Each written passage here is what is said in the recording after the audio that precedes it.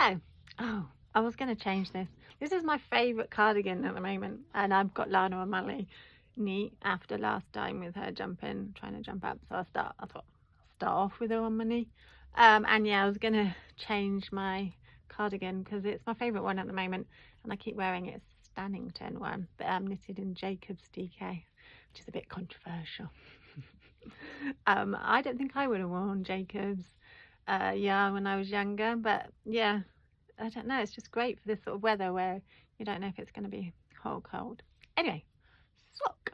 So where did I get up to with my sock? I am here. So this now reminds me of David Beckham because I watched the Beckham documentary. So this bit here is when I watched the Bake Off, custard creams, and then the rest of it I knitted while watching David Beckham.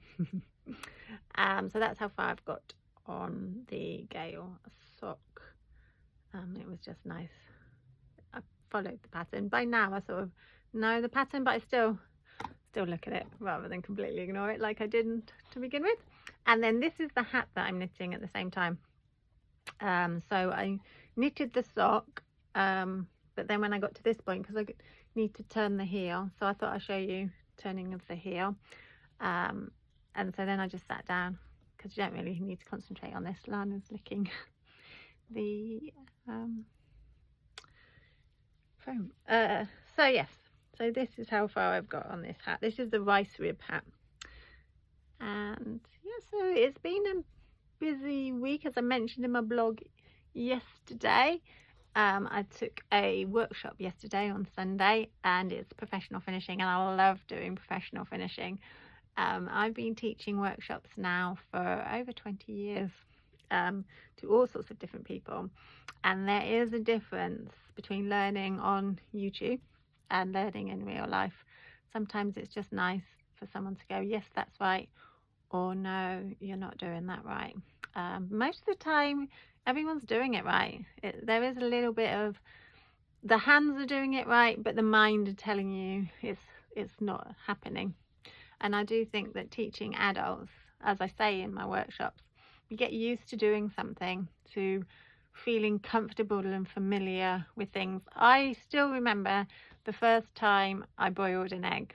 So I think I had to do it for brownies, and it was the most exciting thing ever. I could boil an egg. This egg, I could, and I watched the time, and I really concentrated. And now boiling an egg doesn't hold a lot of excitement, because we know how to do it. We've done it.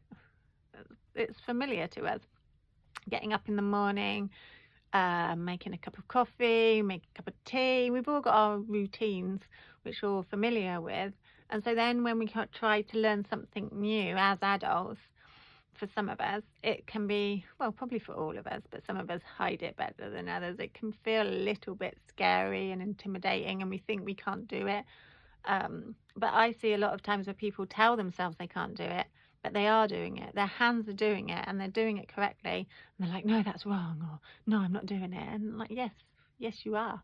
And yeah, I always think it's great that we learn new things, whatever our age. And as I say, I just love it. On one of my sock workshops, there's an 80-year-old lady came to that. She was in her 80s, I don't know her exact age, and she'd always wanted to learn socks.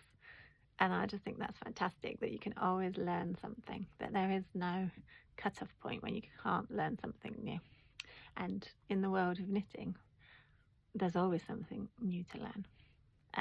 Yeah. Well, I went off on a bit of a ramble then. Yes.